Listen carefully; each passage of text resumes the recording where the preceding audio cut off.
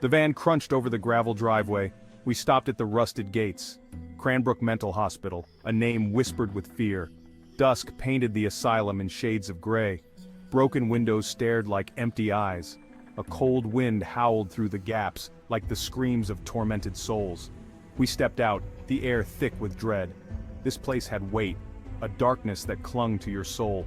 Our team, armed with cameras and determination, prepared to face whatever waited within. The air inside was stagnant, heavy with the scent of decay. The walls seemed to whisper secrets of a forgotten past. And something else. Something unsettling. A presence that made the hairs on the back of our necks stand on end.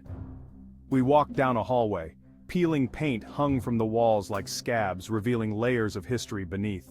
A low growl echoed from the shadows. We froze, hearts pounding, straining to hear any other sounds in the oppressive silence. It was just the wind, or was it? The uncertainty gnawed at us, making every creak and rustle seem like a threat. We entered a common room. Dust-covered chairs sat in a circle as if waiting for patients long gone. The room felt frozen in time. Suddenly, a medical chart flew off a nearby table. It slammed against the wall with a force that seemed unnatural. Fear tightened its grip. This was no ordinary place. The atmosphere was thick with dread, as if the building itself was alive. This was a breeding ground for something sinister, a place where the line between reality and the supernatural blurred. We decided to split up, hoping to cover more ground and uncover the secrets hidden within these walls. Two teams, venturing deeper into the asylum's darkness. I went with Aaron, while Billy and Jay took the basement. The silence was broken only by our footsteps and the whispers of the building itself. Every creak and groan seemed to tell a story of its own.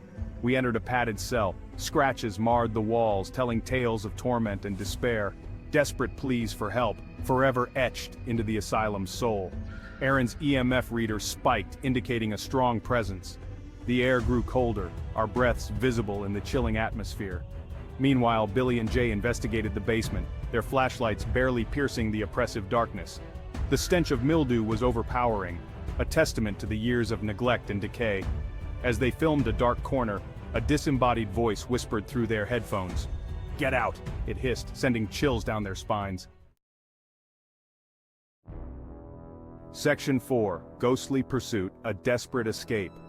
The night was thick with an eerie silence, broken only by the occasional rustle of leaves and distant howls. Back upstairs we heard a blood-curdling scream. It was Billy. His voice echoed through the empty halls, sending chills down our spines. We raced towards the sound, fear lending speed to our steps. Our hearts pounded in our chests as we navigated the labyrinthine corridors. We found him cowering in a corner, eyes wide with terror. "It pushed me! Something pushed me!" he gasped, his voice trembling with fear. A shadowy figure darted past, barely visible in the dim light, but its presence was unmistakable. Tall, gaunt, with eyes that burned with cold fire, it seemed to float rather than walk.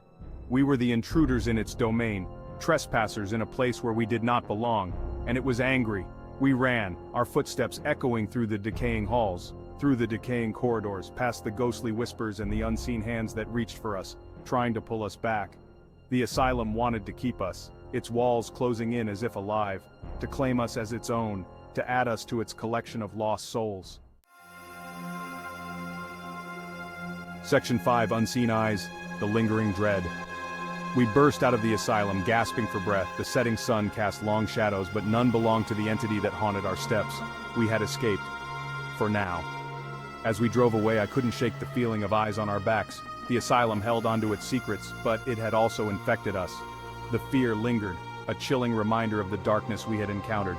We had glimpsed the abyss, and the abyss had glimpsed us.